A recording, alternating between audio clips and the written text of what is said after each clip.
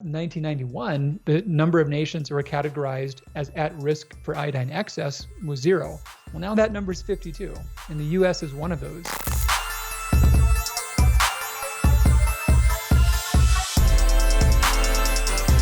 Our guest today is Dr. Alan Christianson. He's a board-certified naturopathic endocrinologist who focuses on thyroid care.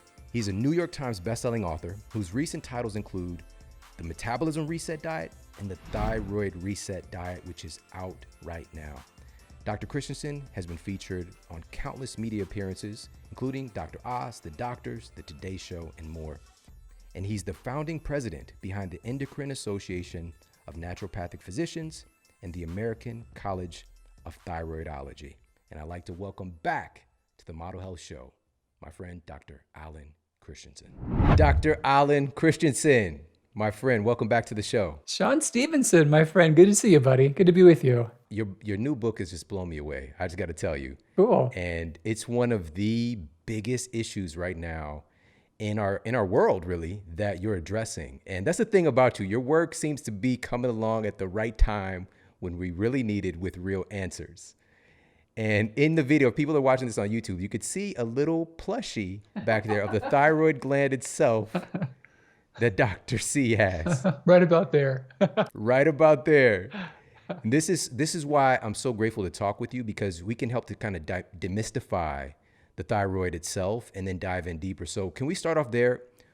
Can you give us a glimpse into the world of the thyroid gland? Just talk a little bit about what it is and the roles that it plays for our health. Yeah, it's a little thing. Think about like a bow tie in terms of size, shape, and location. So it's about there, kind of shaped like that.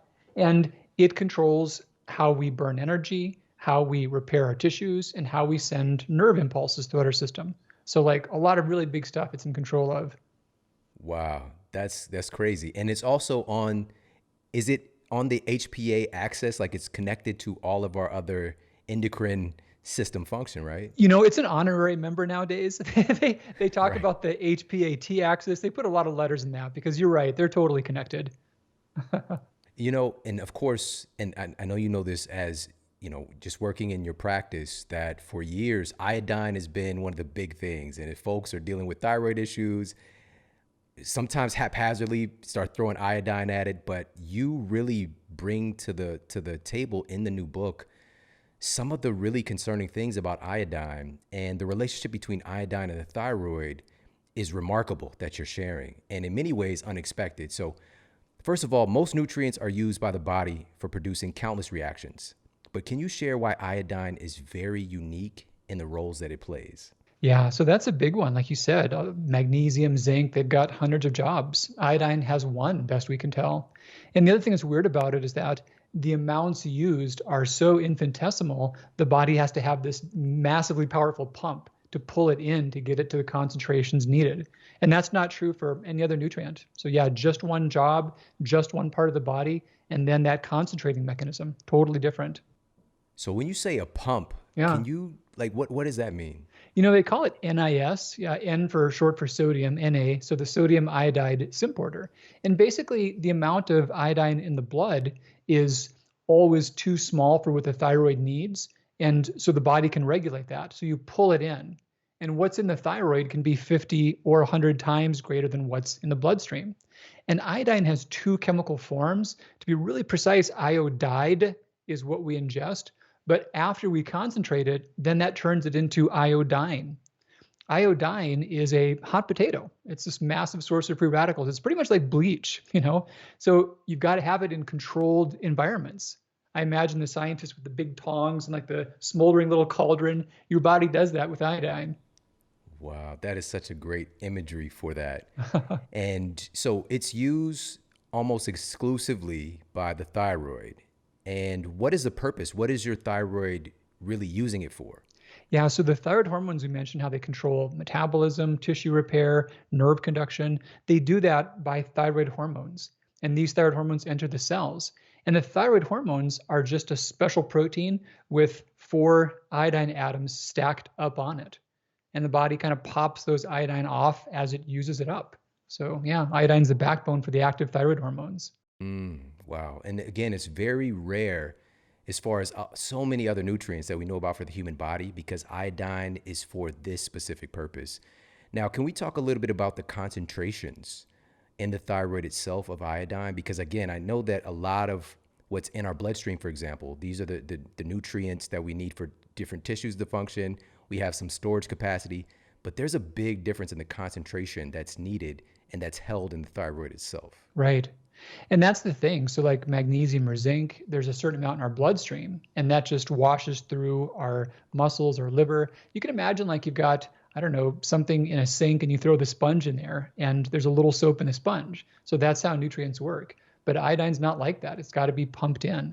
And the weird part too is that along with that, most nutrients, you've got this pretty big range. You can sure get low, but it's pretty easy to get enough, but not get too much. You got a pretty safe target to hit. But iodine has the narrowest of all by far. Let's talk more about that.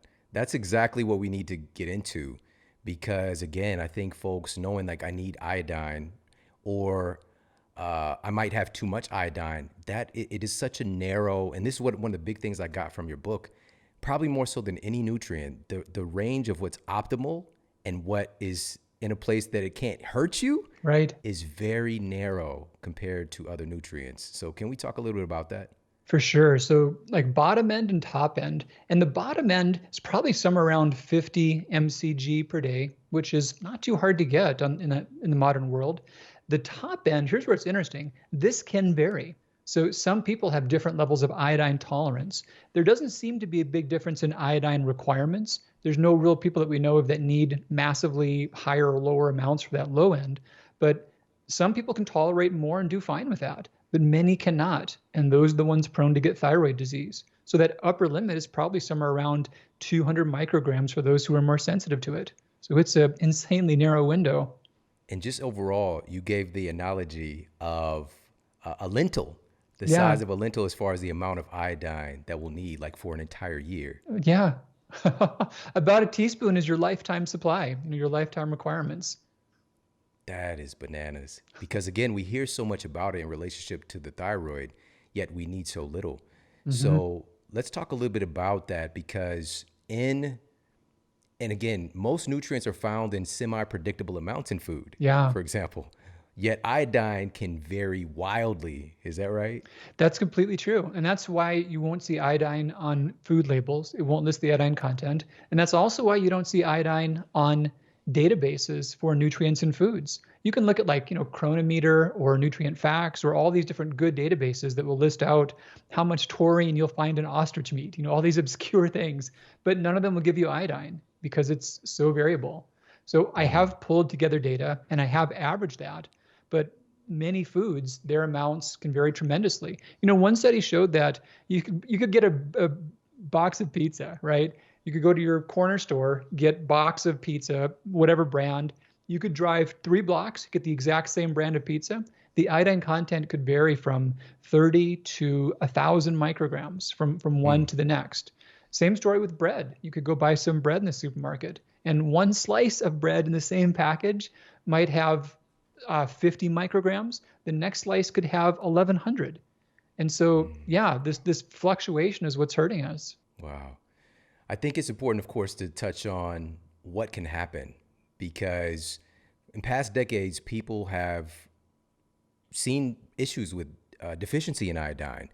But you state very clearly in the book, in study after study, that we've really overcorrected for that. So number one, can we talk about what happens when we have too much iodine? Because I think the thyroid, one of the ways that it gets rid of it is through producing thyroid hormones, which can cause some other stuff. So first of all, let's talk about that. What is the big concern right now? And many people are dealing with this and have no idea about it. Totally. And thyroid disease is on the rise. The thyroid cancers, hypothyroidism, Hashimoto's, Graves, most of those have roughly tripled in the last several decades. They're going up dramatically. So back to that pump idea, the way it pulls it in. So once you've got iodine inside your thyroid, there's really an irreversible set of reactions that occur that yield thyroid hormones. And your body can't just have, 100 times extra thyroid hormones. That's lethal, So you've got to fuse. I've got the power on. That's how we're interacting right now. And if you took my wiring and put 100 times the current that it's supposed to have, we'd blow a fuse. So the house wouldn't burn down. And your body has the exact same thing. So one of the paradoxes is that extra iodine can shut down your thyroid. That is so nuts. And this is something I know a lot of people are hearing for the first time because we generally think we need to get it in through our diet. Well, and it's such a tried and true thing. The most dangerous acute situation in all thyroid disease is called hyperthyroid storm. And that's where the thyroid's cranking out more hormone, and it causes the excess hormone causes the reactions that cause it to make more hormone. And it's fatal. It's no joke. It's an emergency room visit. And in that moment, the only way you can definitely shut down the thyroid when you need to that quickly is by megadose iodine. Wow.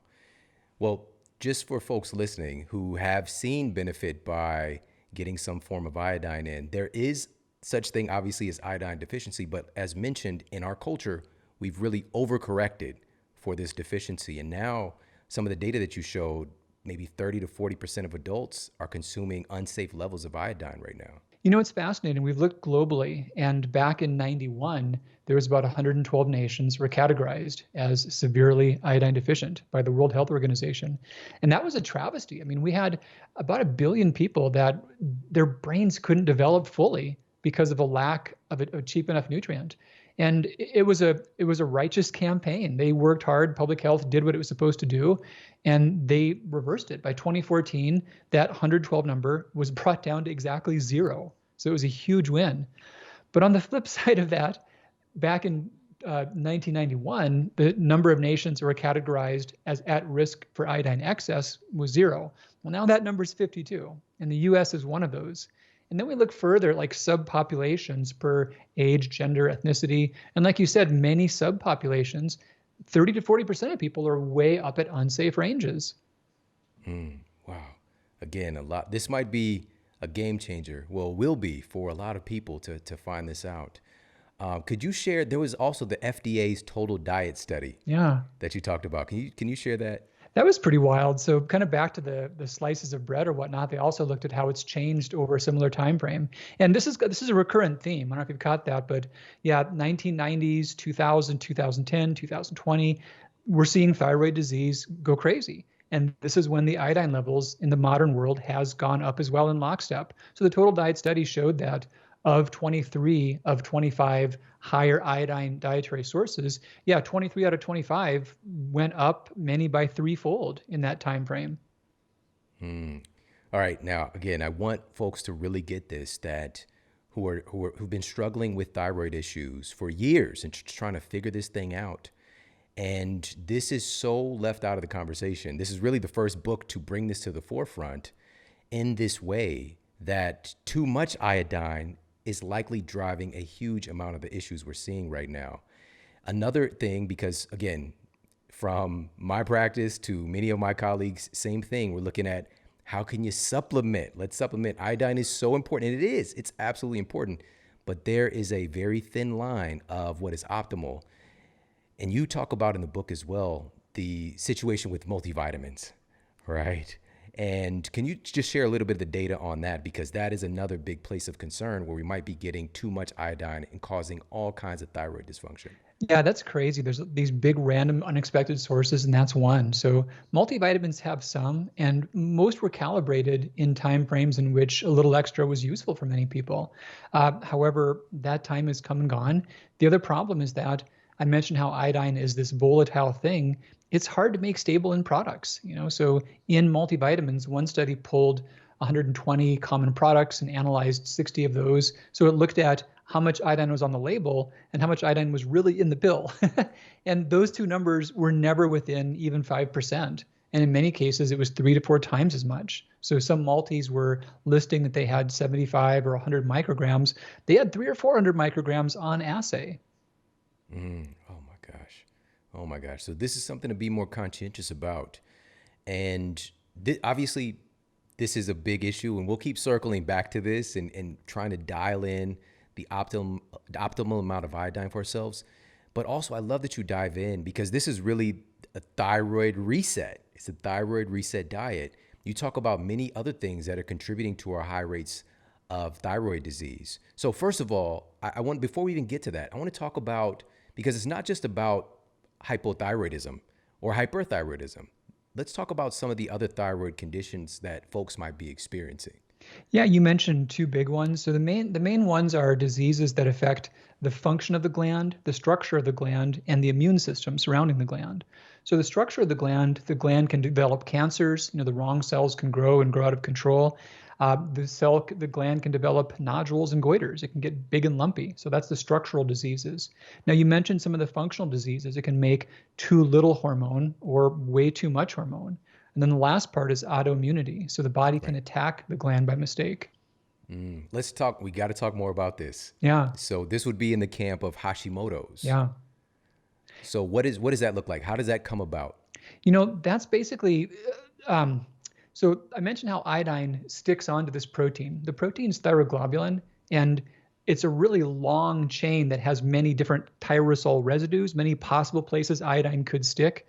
I grew up in Minnesota, and we also had like a coat rack or like a mud room, where you get into the house first. And so the relatives come over and the coat rack's full. And there's like coats on the bed and coats wherever. And so yeah, so you've got like a certain number of hooks on the rack, right? Then you've got coats that are just draped on top of coats. So what happens when there's too much iodine, you've got these tyrosol residues, places iodine should go, they've been filled up a long time ago. So you got iodine all over the place. So rather than 11 to 13 atoms of iodine per molecule, you get 50 or 60. And what happens is those extra iodine atoms, remember, this is like bleach. It's on the same chemical column as chloride, and it acts in similar ways. So you've got bleach in your thyroid. It's creating free radicals, and your immune system freaks out. Your immune system starts to go after that. So now your thyroid proteins look like they're a dangerous thing trying to hurt you. So that's the whole setup for autoimmune thyroid disease. I always try to bring folks back to the realization of, when we talk about autoimmunity, it's your body is attacking itself. It's just like, what's wrong with my body? Why doesn't my body like me? And it's really just your body thinks that it's doing something to protect you in a sense. And oftentimes it's responding to our environmental inputs and the things that we're exposed to, especially if you're not born with the condition, like something happened.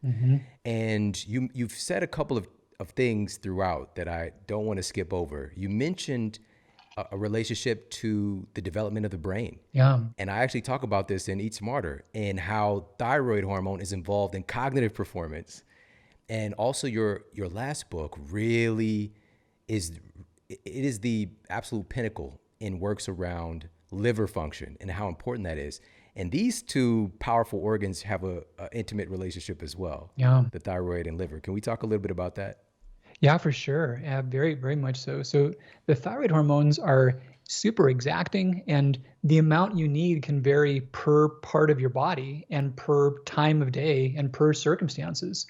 So I think about it almost like, you've got like federal oversight and like local government, So federal oversight, you've got like your brain. You talked about the HPA, so the hypothalamus, pituitary. These things are overseeing what comes out of the thyroid. That's like the first big step. That's like the federal government. But then past that, all the local levels of regulation include the liver and the cells and how they convert and activate those hormones. So the thyroid hormones, the liver can remove particular iodines and rearrange those to change the effect per the body's need in that moment. Oh, that's so cool. So cool.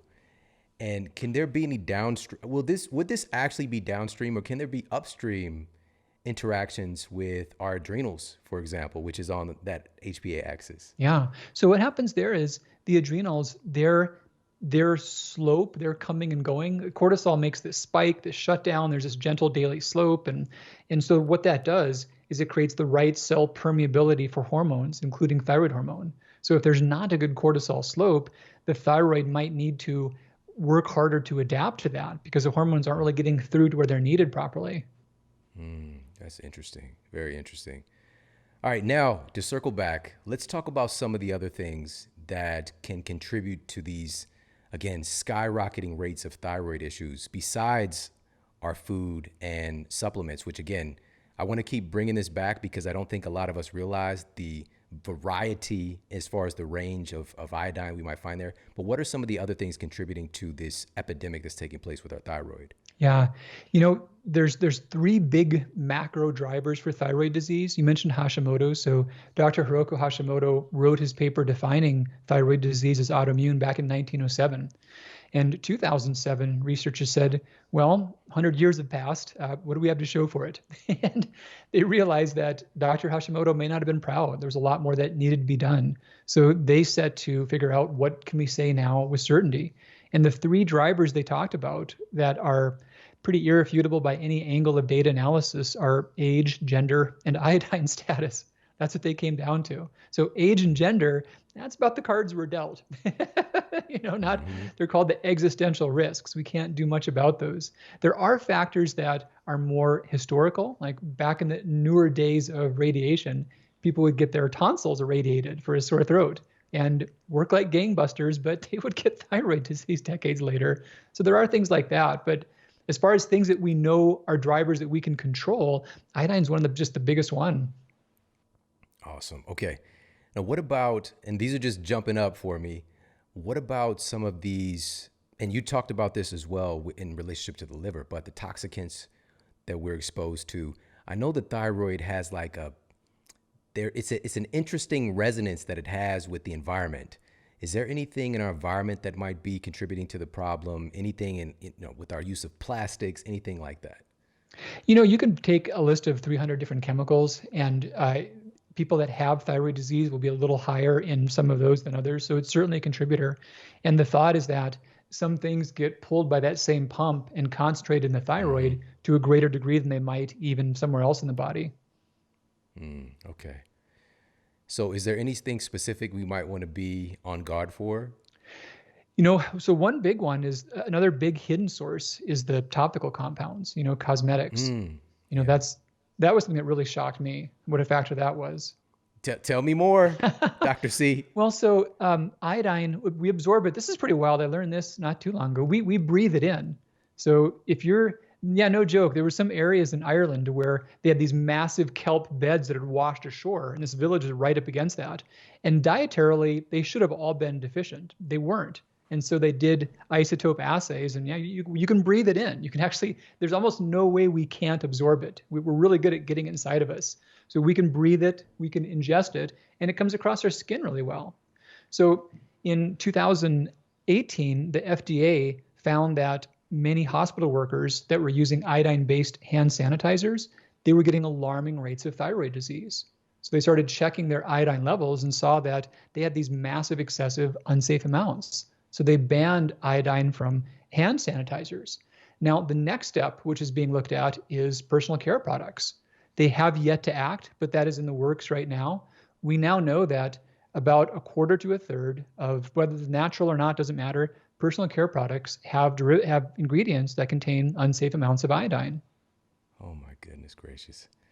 There's a lot. And I know, again, folks, we start getting concerned. There's a lot of different things for us to be aware of. But you simplify things in the book, and I want to talk more about that. I want to talk about how can we start this process of resetting our thyroid function. And also, I want to talk about what if folks don't have a thyroid? So many folks have had their thyroid removed. It's been a kind of a common practice in recent decades. So I definitely want to talk about that. And of course, we want to dive in and talk about some solutions. What are some of the things you can start to do today? So Dr. C, can you first and foremost, I know I've received this question many times. A lot of folks have been asking about this. What if I don't have a thyroid? We've been talking about thyroid health, but what if I don't have one? That's an awesome question. So I mentioned about how changing iodine can improve how your thyroid works. Well, if you don't have one, that's different.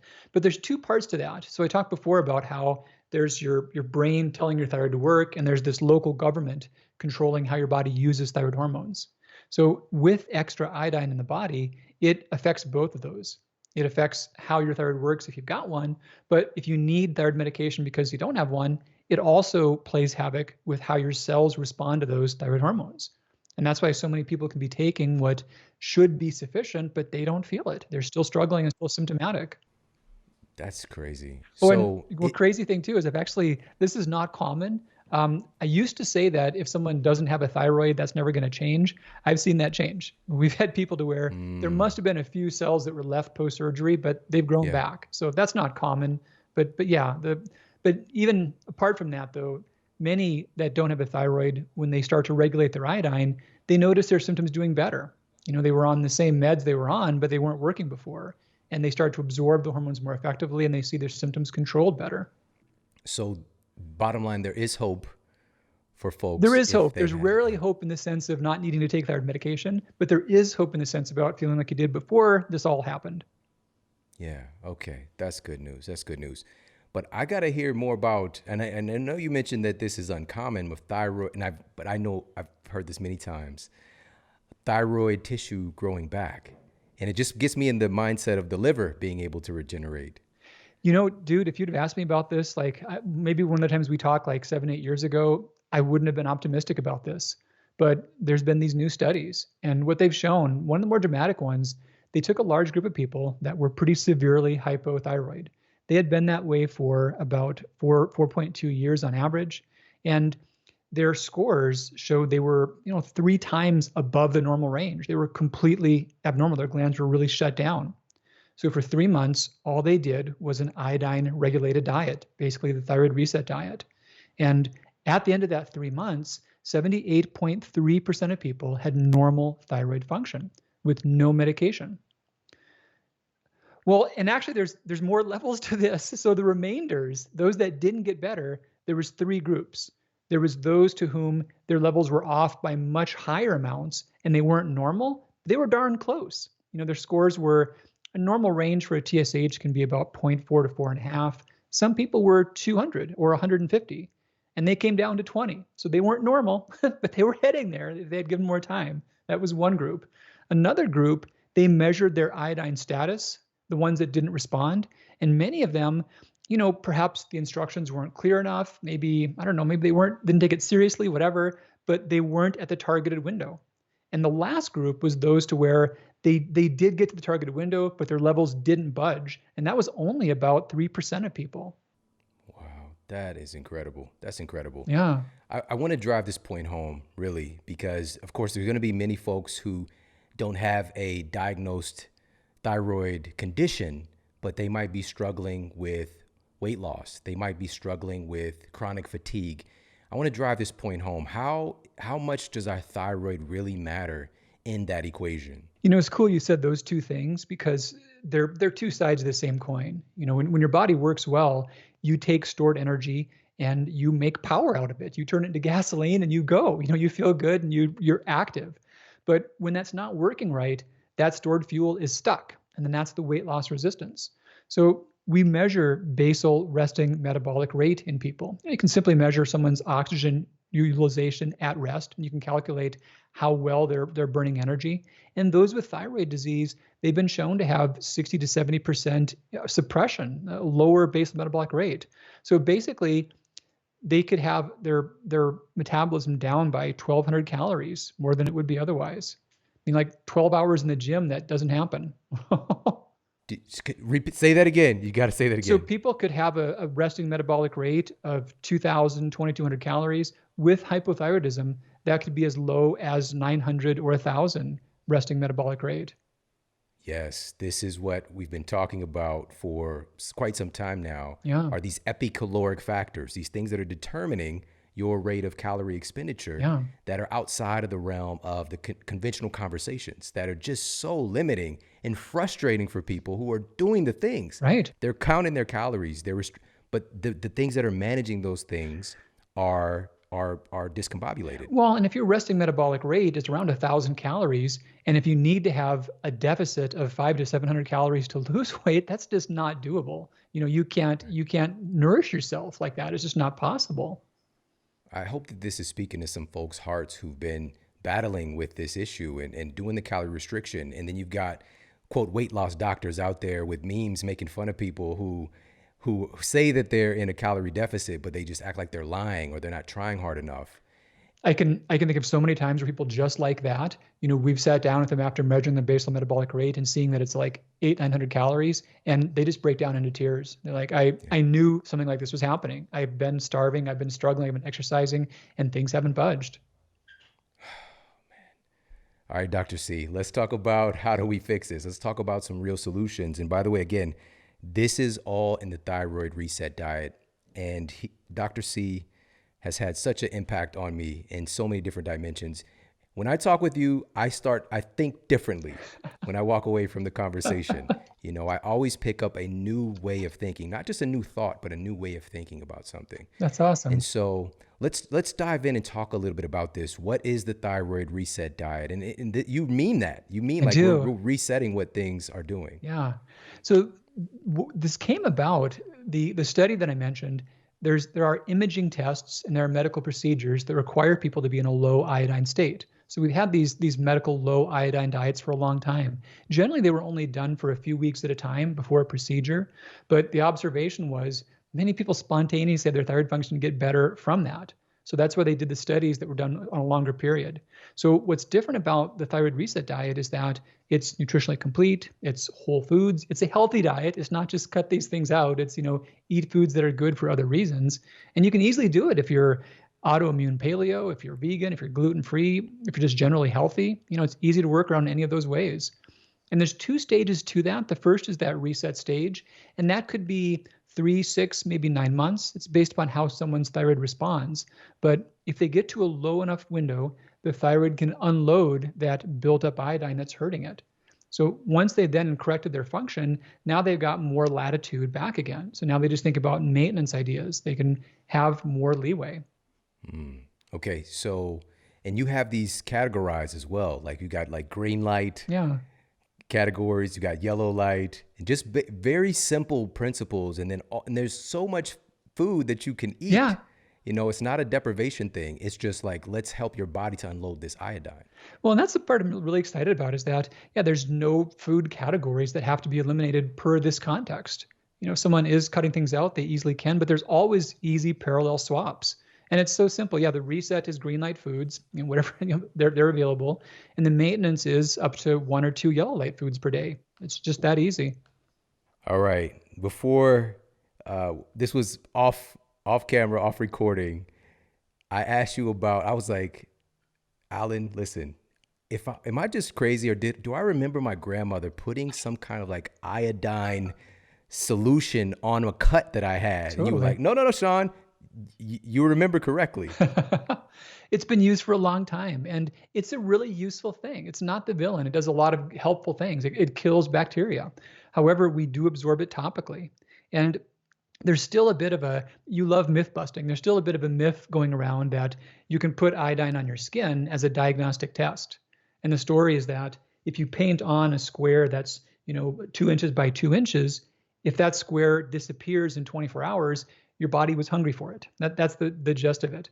And the bizarre thing is a big study was done answering that very question. And in this study, they had 3 groups of skin types. So one skin type was those that had normal thyroid function. One skin type was those that had thyroid disease. The third skin type, it was cadaver skin. It was dead people. Now, between those 3 types, the differences were completely random. There was no clear difference. Wow. And that was done in 1932. So we learned a long time ago that it doesn't work. Oh my gosh. That makes me think of the Goonies. It's dead people, Mikey. Oh my gosh. Yeah. The things are, just like this. And if I remember, it was like a reddish Yeah. color. Well, Yeah. so what happens, it's kind of funny, but we mentioned iodide and iodine. So there's some iodine in that mixture. And when it goes on your skin, it interacts with oxygen and it oxidizes into iodide. Iodide is invisible. So it's not really going anywhere. It's just becoming clear when it hits the air. Interesting. And I'm bringing this point up because as part of this reset, of course, food is a target, but let's be a little bit more conscientious about the stuff we're putting on our bodies, the stuff we're putting on our skin. And a friend of mine who is a wonderful scientist, he just sent, I swear, right the same day I got your book, he sent me a new iodine product that he developed. So I'm going to need to leave that one on the shelf. I think it'd be great, again, if somebody is in some kind of like massive deficiency somehow, which is hard to do in our world today. But be more conscientious of the supplements that we're taking as well. So these are all part of the reset, right? Yeah, easiest thing someone can do is just avoid iodine in supplements and then scour their personal care products. So PVP is the main ingredient. There's a few other names for it, but also kelp extract and the more natural products. Yeah, scour your personal care products for those things. And then think about the big high iodine food sources. The acronym I made was BODES. I should have called you up and taught you through it. I struggled to get a good acronym. This is the closest one I could get. But so bread, and it's funny because it's not even like gluten or grains, it's commercial bread specifically. And then O for ocean products. So seaweed, some types of seafood, but not all. And then D for dairy, E for egg yolks, and S for salt. And there's swaps for all those, but if you're not discriminate with those categories, you can get too much. And I love that you bring up calling me for the acronyms. That's my I thing. know you're I good think at we those talked things, about dude. in the DM. That was my acronym. So yeah, these are all really actionable, simple things to do. But you also talk, it's not just nutritional changes as well, because there's also an emphasis in other areas like movement, for example, are going to be helpful. There's been so many papers about the relevance of exercise to thyroid symptoms and thyroid health. And yeah, you and I are big fans of that for good reason. It's the magic fountain of youth and it helps everything so much. Yeah, I think one of the studies that I saw was a, 30 minutes of walking a day. It was very simple Yeah. things. 30 minutes of walking a day, or maybe it was like 50 minutes 3 times a week. Yep. It was a thyroid quality of life symptom survey, the THYQOL survey. And they shifted something like 50% as far as the severity of their symptoms by like this most meager exercise protocol. It was hugely rewarding outcome. Mm. So again, these are simple, actionable tenets all put together in the framework in the thyroid reset diet. So where can we find the book? The book just came out when this recording has come out. Where can folks pick up the book, and where can they get more information overall? Yeah, anywhere books are sold, we expect, and we made a Kindle and also the Audible version for those that prefer audio format. And to find out more, one easy thing, there's Invisible Iodine. There's a free docuseries that talks about more detail on those big hidden sources and what they do and how to work around those. InvisibleIodine.com. Oh wow, that's going to be helpful. So many great resources for us to take advantage of. Dr. C, always love talking with you and garnering some wisdom from every conversation. I appreciate you so much. So this book is going to be out and available everywhere books are sold, and also getting the Kindle version is super helpful. I like having digital versions. I'm more of a physical, and just shout out to everybody who likes that good physical. All right, they got that physical book in their I hands. do too. I'm definitely that person. I even told you when you sent me the digital copy, I was like, hey, let me know when the gollies are available. When the real And thing so, comes out. and now, but I like having the digital because, like, if I'm just out on the road, if I'm just somewhere and I want to go and look something up, Right. I like having that accessibility. So now I'm becoming more of a both and Yeah. kind of person with Well, my then with there's my the books. audio too. And some books I love Yeah. having all those, and you can go back and forth from like audio to digital. And Yeah, it's so cool. I mean, we live at a really amazing time to have access to this kind of information. I know, like, when you and I were in school, for me, I went to a private university, the first school I went to, which was kind of pricey, and but they were transitioning from the Dewey Decimal System oh wow, late. All right, this is late. All wow, right, this is right at the turn of getting to the 2000s. It's just like, what? I paid for this? They did have a small computer, lookup system, but they did still have the Dewey Decimal cards to go look stuff up. And, getting access to this kind of information, you either had to go to a seminar, you had to right. buy, some kind of a program randomly, if you could even find them, because, man, where were you going to get it from if there's no internet, And also just like knowledge being really confiscated and kept to those in the know, those with power, Yeah, but now it doesn't matter who you are. You can get access. You can just click play and learn the thing and execute it in your life. So cool. yeah, for sure. And you are one of my favorite people to learn from. And I just really appreciate your wisdom and all the work that you put into this stuff. And before I let you go, I've got to ask you this. I haven't asked anybody this in quite some time. It's Okay. probably been months, but I know that this is a very interesting time in humanity. What right now is the model that you are striving to create for the rest of us, for the rest of the world, with the way you live your life. And I know that part of that is because we talked about this, it's going from just being a physician, which is incredible, to an author, which is incredible, but to making it accessible in implementation in other practices and your nonprofit. Yeah. So can you talk a little bit about that? What's driving you right now? How are you creating a model for other people? That's the thing is it's really easy to look at the affairs in the world and just, throw your hands up in disgust and whatnot. And when I get to that place, I just think, okay, so what can I do right now? Like what's in my little space? And there's an infinite list of things that I can't do anything about, but there's a short list of some things that I can do something about. And what can I do about those? So in the thyroid world, there's a lot of good things that have developed from natural medicine. There's a lot of insights that have really helped a lot of people. And some of those are now getting respect in the conventional world, and conventional doctors want to do that in ways that are going to be safe and effective for them. And then also in the natural side, they're realizing that some of the things that are done are safer and more evidence-based than others. So I've pulled together some peers that I hugely respect. We've got Dr. Brittany Henderson, one of the leading researchers and clinicians in thyroid disease, Gary Chapman, one of the world's leading thyroid surgeons. So we've got this all-star cast in our board, and we're doing training. We're the American College of Thyroidology, and we're a nonprofit, and we'll be putting out training for conventional, natural practitioners of all types. And there's a whole 2-year curriculum we have toward diplomate of the American College of Thyroidology. So we're doing our best to elevate thyroid care. Awesome. Dr. C, thank you so much again for your wisdom. Thank you for hanging out with us. And thank you so much for writing this new book. I think we can really, really use this right now. Good to see you, Shawn. Thank you.